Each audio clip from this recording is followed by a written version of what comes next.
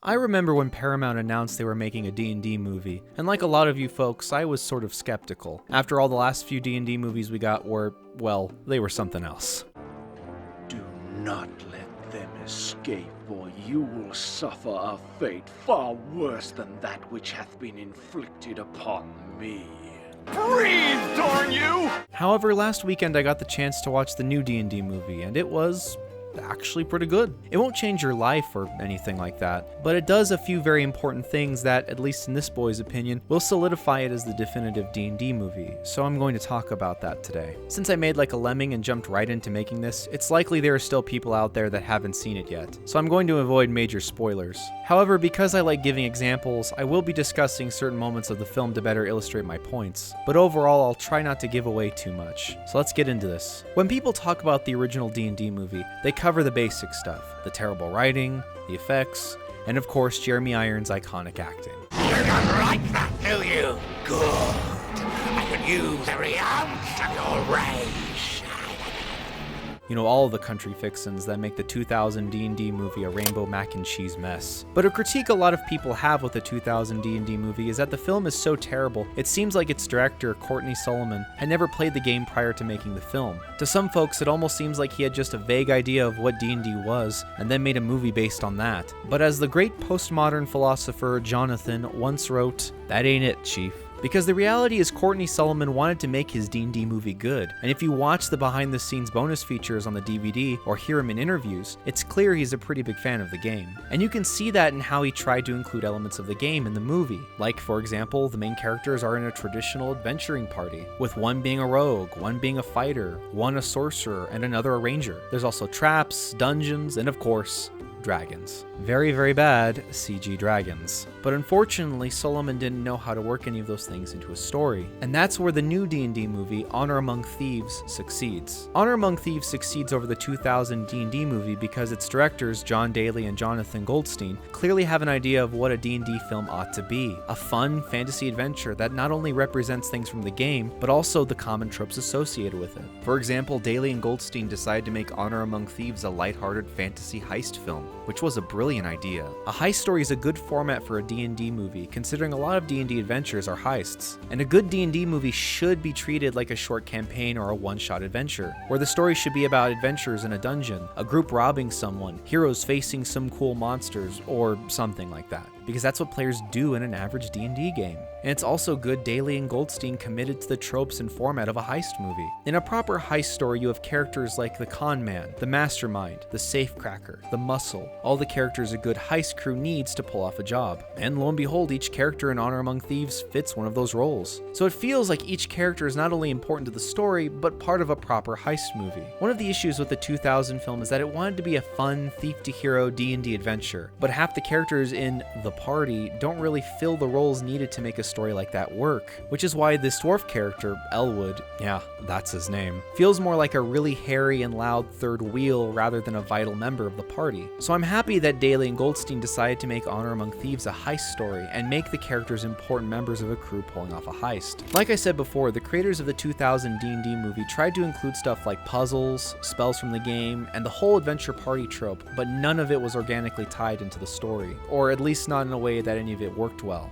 But in Honor Among Thieves, stuff like abilities, puzzles, traps, and all those things you'd find in a D&D session is a part of the film and contributes to whole scenes throughout the movie. Like when they're infiltrating a castle, the wizard character Simon, played by Justice Smith, you know, from Detective Pikachu in Jurassic World, casts an illusion spell to distract some guards while they sneak through the front gate. And as the guards investigate the illusion, he gets his foot stuck in a hole in the road and fails to concentrate on his illusion, which ultimately leads to the guards noticing them. This is a moment that would genuinely happen in a game of D&D, and it not only works for the story, but it's also a tribute to D&D gameplay. It's also hilarious as shit. Plus, if you're familiar with the rules and abilities in D&D, you can name just about every spell they're casting in the movie, like Bigby's Hand, Magic Missile, Speak with the Dead, Wild Shape, Scorching Rays, Prestidigitation, Reverse Gravity, and that's just the tip of the iceberg. However, despite the abundance of magic, the team behind Honor Among Thieves made it so people who know nothing about D&D can still understand how the magic works, which for a game with tons of lore, mechanics, and rules is pretty difficult to pull off. I'm not really spoiling much when I say this movie takes place in the D&D setting of Faerun. More specifically, it's set around Neverwinter in the northern region of the Sword Coast. And doing this does two things. One, it's good for fans of the setting since they get a chance to see places they may have played in. And two, it gives Daly and Goldstein a world to work with. And more or less, they stayed true to the continuity of the Sword Coast. And you can see that in the little details across the film, like how the coins in several scenes are the canonical designs of copper, silver, gold, and platinum, or how Neverwinter looks like how Neverwinter should. And the creatures not only act like they should according to the books, but their designs are pretty dang close to how the books depict them. These are things they didn't need to include, but it's that extra bit of effort that stacks up and improves the overall quality of the film. Speaking of continuity, they don't just throw monsters into the movie because, oh, you remember this, right? Which is something many movies, including the 2000 D&D movie, did. Like, you remember that random beholder in the old D&D movie? Well, there's no beholders in Honor Among Thieves because a beholder in Neverwinter wouldn't make sense. Beholders are commonly found in the Underdark and are super intelligent aberration creatures, so having one around in Neverwinter, especially in this kind of movie, wouldn't make sense.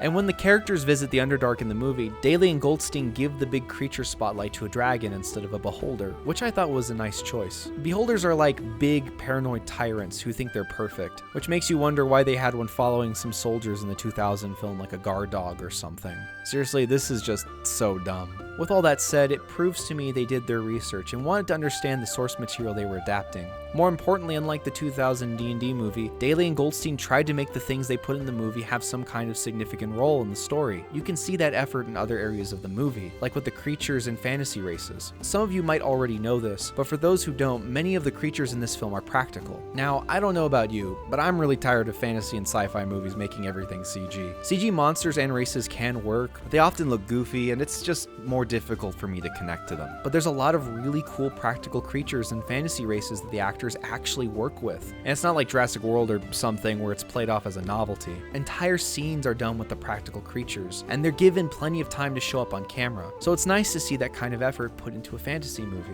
The last thing that gives this film an edge over the 2000 D&D movie, outside of, just being competently written, is that it's just fun. The characters make some really outlandish, but also creative plans throughout the movie. The kind of plans that are not only in character, but is something players might do in a D&D game. There's this whole bit they do with this Eric Cockra character named Jarnathan, and I really wish I could say more without spoiling stuff, because poor Jarnathan, he just can't get a break. And truly, that's what puts this film above the 2000 D&D movie. One is an adventure where you laugh with the characters and at the hijinks they get into. The other you laugh at because it's just so terrible. Listen, I've got plenty of issues with Honor Among Thieves. Like, they released the character sheets for each of the main characters, and if you look at Edgin's sheet, you'll see that they made him a bard. Not to mention he's also a harper, which is like a bard secret police. So that begs the question, why doesn't he have spells? It even says he has spellcasting here, for crying out loud. Let me tell you, there's a few times they could have really used those bard abilities, but whatever. The movie isn't a masterpiece or anything, but it's a surprisingly fun film that could have easily been worse. I play like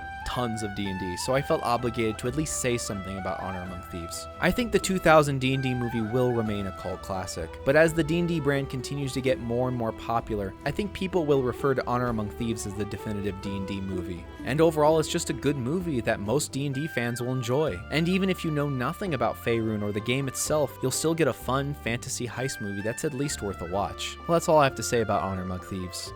For now, anyway, yeah.